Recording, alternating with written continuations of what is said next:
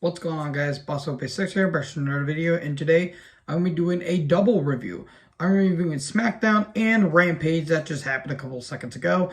And, well, the reason why I'm doing it is because, A, they just happened within the span of like an hour of each other.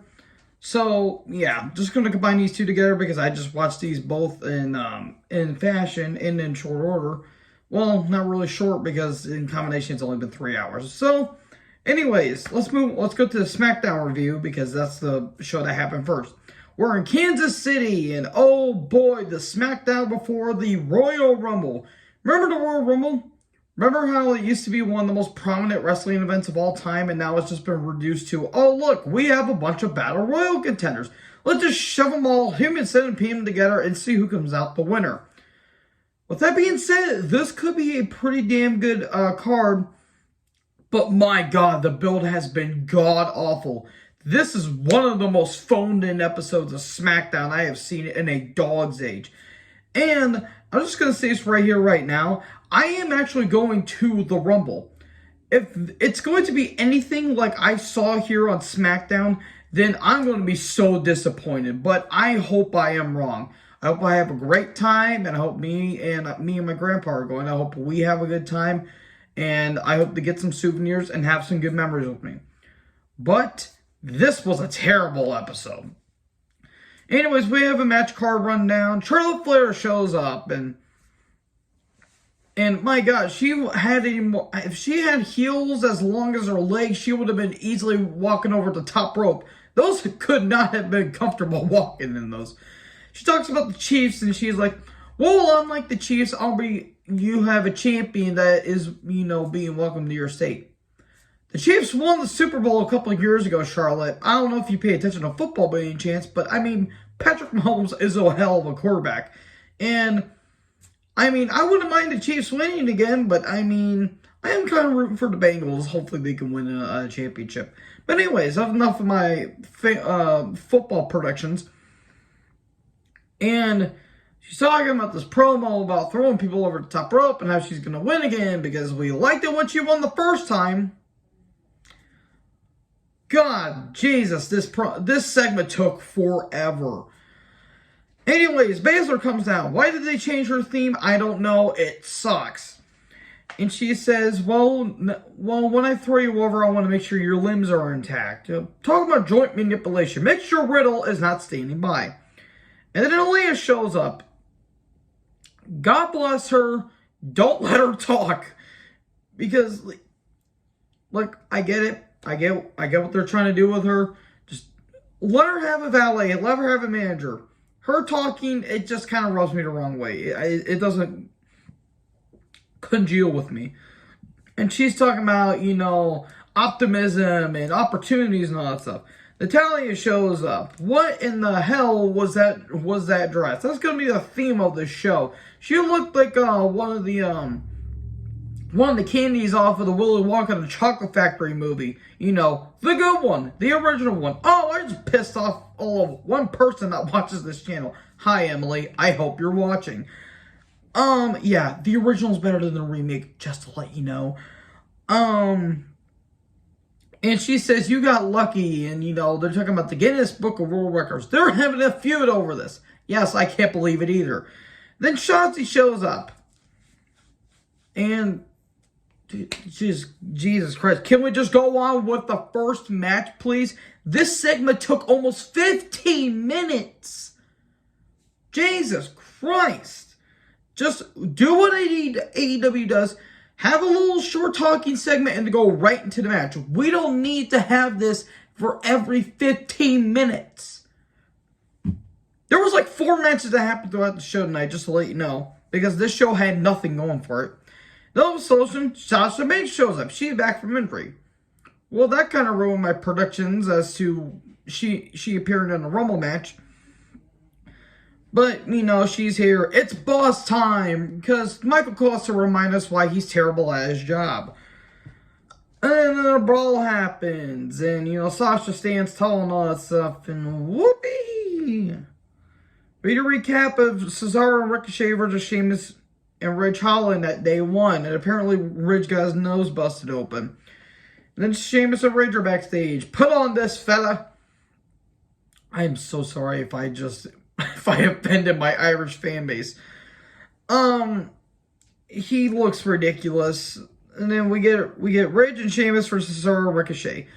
You know, Michael Cole brings up that Sheamus won the 2012 Royal Rumble. That's been a decade now. And he went on to main event WrestleMania. No, he did not, Michael Cole. That main event was John Cena versus Dwayne The Rock Johnson. Remember Sheamus match? Oh, he was a curtain jerker. He was the opener of WrestleMania 20 and faced Daniel Bryan. That lasted 18 seconds. Still longer than my sex life. But anyways, moving on. The match was fine. I just didn't care about it. The Ricochet's theme is terrible, by the way. Again, the match itself was fine. Again, I just did not care. In the end, Ridge, headbutts Cesaro with the face brace and Northern Rip for the win. During the match, I forgot to mention, Ricochet about brained himself and Ridge Holland on the outside. Ouch. That looked like that hurt. And, okay, cool. Whoopee. And we're going to recap the Usos versus Seth freaking Rollins, pal. And Kevin Owens. The whole thing was if Rollins loses, then he will lose his title match against Reigns at the Rumble. But if Rollins did win, the Usos would have been banned. Reigns came in and caused a DQ, so that means the Usos are banned. Alright, then we have a Royal Rumble video package. I will say this is one of the few highlights on the show. This was some good stuff.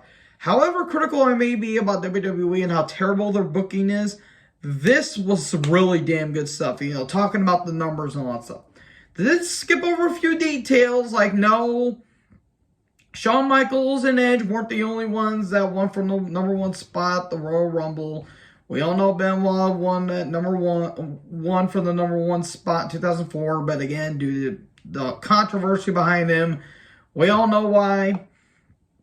With that being said, this was damn good stuff. They know how to do their video packages, and they know how to do some good stuff with that. But then it comes to a screeching halt. Because Naomi comes down, then Sonia's backstage talking about the ref. Ref's going to call down the middle. Okay, then. Naomi versus Sonia. Oh, Lord in heaven. This feud has been terrible. What is the end game with this feud? Seriously, what is the end game? Okay, I get it. Sonia's overcome with power and, Naomi's, she thinks Naomi is lower than her. I hope they don't turn into a racist storyline with Triple H and Booker T in 2003. People like you, God, jeez. People like you are here to make me laugh. God, Lord in heaven, that is a segment and that is a moment I will never forget. Anyways, match goes on for a bit. This almost went through 2 commercial breaks. I think it did go through 2 commercial breaks. What was the end point of this match? Who knows? In the end, a rear view out of nowhere. And then split leg moonsault. And then Naomi wins. And then Sonya declares herself in the Rumble match. Okay. This feud is going to continue. Kayla. Sweet Christ, Kayla. Usos are backstage. Talking about, being banned from the ringside for the Universal title match. Then the Raiders show up and they talk about how they like their axes and all that stuff. Remember when War Machine used to be legitimate? Pepper's Farm remembers. Like, okay, them as War Raiders was actually quite good, despite some kind of rocky stuff. When they became the Viking Raiders, that's when the iceberg hit the Titanic right there. Oh, we're going to get that match later down the line. Sami Zayn comes down. Insane! But instead of doing stupid-ass stunts like Jackass, it's now a podcast. Shanky and Jinder Mahal. They are just there. Shanky, I swear he's going to be Great Khali 2.0. I swear, he just doesn't have the Easter Island statue face. This was pointless. This literally amounted to nothing. Rick Boogs and Shinsuke Nakamura, who I kind of forgot was the Intercontinental Champion. That's how much they care about Shinsuke Nakamura. I don't get this I don't get this show. I don't get this company. Anyways, we get it. They're gonna team up against Shanky and Mahal. Cool. I don't give a shit.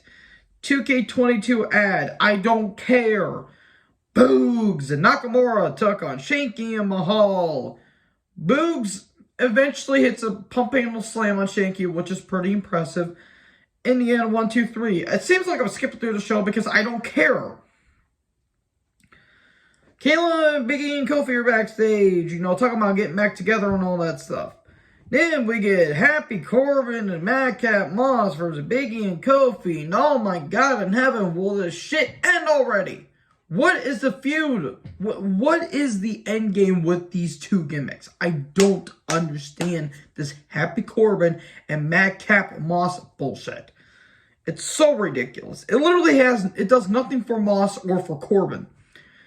Anyways, the match happened. Kofi got slinged into the post at one point, but in the end, Midnight Hour, 1, 2, 3. Okay, let's just go on to what is the end of the show, basically. Lesnar and Lashley video package. I hope that's a pretty damn good match. Reigns shows up. The Rollins comes out. I forgot to mention earlier that Rollins was backstage. He looks like the Joker, but more annoying and more nasally. Look, Rollins is a damn good performer. he just annoys me with the flashy ass suits and that voice that he uses.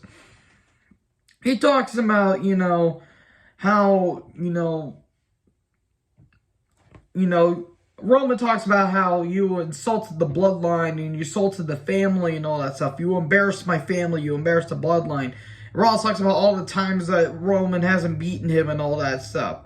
And then he talks about he had a 30-day vacation, talking about the 30-day suspension that he got when the blow-off feud was supposed to be at SummerSlam between Rollins, Ambrose, and Reigns, but Reigns got a suspension and we got a Battleground set.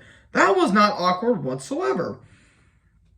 And Rollins says, to a chair to the back, breaking up the Shield and all that stuff. Okay, we get it. And I think Reigns may have forgotten his lines. I couldn't tell if he was selling the fact that, it was hitting him, or I think he legit lost his lines because you could tell on his face he kind of looked annoyed, but he was kind of laughing about it. And then, he remembers that day. He says, I will never forget you. I hate you because of that. And he goes to hit Superman punch, but Rollins moves out of the way. And okay, there you go. That is your closing segment for the final SmackDown before the Royal Rumble. Hooray! God, I hope that show is actually pretty damn good. Alright, so let's move on to Rampage. We're in Cleveland, Ohio. Moxley with the Wild Thing takes on Anthony Bowens. Caster says at one point, the network called and says, watch your mouth. That was kind of funny. At one point he did say, we're glad you're back, but I talked to your wife and she never called me back or something like that. Okay, that was kind of funny. They battled into the crowd. The match itself was fine. Bowens is pretty good. Mox is as cool as ever. At one point before they start battling to the crowd, Moxley just raises Aubrey Edwards' arm for no reason. I thought that was kind of funny. Bowens tries to use a boombox and then a chain, but in the end, Moxley hits a cutter out of nowhere on Caster, and then there was a pretty good pile driver at one point during the match. And in the end, Paradigm Shift, 1, 2, 3, and Moxley wins. Okay, cool. Bryan Daniels is watching backstage. We're going to get that feud because originally it was going to be Moxley versus Bryan at Full Gear, but since Moxley went to rehab, that whole thing blew up. But hey, if they're going to keep this in storyline, then okay, that's some good stuff. I want to say another thing. Having 4 people on the commentator spot is not a good idea. Because, okay, Starks, Taz, and Excalibur, I'm fine with that. Because they actually have personality and charisma. Jericho is unneeded on that. Like, why is he there? He sounds like a drunk, loud grandpa that just refuses to get off of the recliner. Anyways, Nyla and Vicky are backstage. Nyla's going to be taking on Ruby Soho on Dynamite. Andrade's backstage. Darby is there. I want to speak to your boss. You think I work for Sting? No, I work for myself. Just sign this contract. I don't want to. Do it. I don't want to. Do it. Okay, I'll just bring out my baseball bat. Okay then. Andrade has been reduced to nothing, by the way. FTR versus Brock Anderson and Lee Johnson. Match was fine. Brock Anderson does look like Arn, and it's kind of scary. Hopefully him and Sid Vicious don't have a scissoring incident. And if you get it, you get it. There was some good moments. There was some good stuff. Lee Johnson's a pretty damn good athlete. FTR's great tag team. Brock's coming into his own. Flippy Doodah stuff from Lee Johnson. He almost overshot at one point, which was kind of scary. And he looked like he about knocked out Cash Wheeler just from that stance. Like, Jesus Christ, that looked brutal. But in the end, pile driver, 1, 2, 3. At one point, Arn did knock down Tully for a reason. I don't get it. Like, I literally could have done that, and it would have been more convincing whatever Arn did to Tully, but it's whatever. FTR win. Okay. Thunder Rosa and Mercedes Martinez video package. We're going to get that match at some point, and I'm looking forward to it. Serena did video package. She's, talking about destroying all the, going through all the talents and being more vicious and all that stuff. Okay, then. Again, I am very skeptical when she comes to dating, but we all have our own problems. Okay, Julia Hart versus Jake Cargill for the TBS title, and oh, Lord in heaven, look, Jade has the look. She is not ready. She needs a lot of seasoning before she needs to tenderize the meat before it's even cooked. Because, my God, like, okay, first half of this match was not actually terrible. Jay took over, and she was showing off, hitting some cardio with the push-ups and the sit-ups. She did pretty nice. She had a nice tilt-a-war backbreaker at one point. That looked pretty brutal. Julia sells for it. But after that, it goes down a very slopey slope. Like, Jay there was some miscommunication. There was kind of botchy at some point. Julia was in an electric chair, but she wasn't getting out of it. And then eventually she did. It looked like Jade about brained herself when she about got hurricanrana. In the end, big boot, Jaded 1, 2, 3.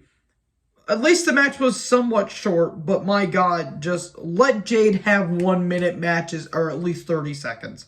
She cannot go for more than 2 minutes. Anyways, Mark Henry, and a split screen between Jurassic Express and Private Party, and Mark Henry amounts to nothing. I love Mark, I really do. But my God, this does nothing for him. He's literally there just to be there. And those back and stuff between Cage and Matt, and I don't get it. It's just dumb, and Private Party says they're gonna pound, they're ass pounding, and God, Jungle Boy, you always talk about when you want to pound my ass and all that stuff, and ass pounding. And man, where's the subtlety here, folks? Jesus Christ. And Cage at one point said, he calls Quinn and Cassidy dipshits. That was kind of funny. But my God, this was a mess. Anyways, we get a Dynamite and a Rampage rundown of what's going to happen next week. Matt Hardy, Private Party with Matt Hardy in the Blade versus Jurassic Express with Christian Cage. AEW tag title match. The Gun Club's in the crowd. Private Party attack, and then literally as soon as they put Jungle Boy in the ring, Jen and Juice, 1, 2, 3, oh no, and a kick out. Match goes on for a little bit. This was actually probably match of the night, honestly. There was some pretty good stuff. Well, I take that back. I think Bones and Mox was pretty damn good. This was fine. Fine stuff. Hardy getting involved for reasons. Then the Blade getting involved. attacking Luchasaurus's leg. Jungle Boy, Jungle Boy's got a bright future. He really, really does. Christian Cage is unneeded there. So is Matt Hardy. But, some good stuff back and forth. They took the big man down. At one point, Jungle Boy is on Luchasaurus' shoulders. And I think it was either Quinn or Cassidy. They went to go hit a diving crossbody. But Jungle Boy turned into like a fallaway slam at some point. That was really good. That was some really good stuff. They go to hit the gin and juice on Jungle Boy, but Jungle Boy turns into a Canadian destroyer. Then they hit the what the hell is it called? The Triassic Express or something like that. I don't know what the hell they call it. But in the end, 1, 2, 3, there you go. Jurassic Express win. And then the Gun Club attack. Hit him with the titles. And there you go. The Gun Club stands tall. And there you go. That is your AEW and your Smackdown review. You could tell by which show that I actually liked and didn't care for. But anyways, thank you guys for watching this video. Make sure to like, comment, subscribe. I hope I have a great time at the Royal Rumble. I'll be sending you all pictures on my Snapchat. So, anyways, make sure to like, comment, subscribe. Join the herd. I'll talk to you in the next video. Peace out.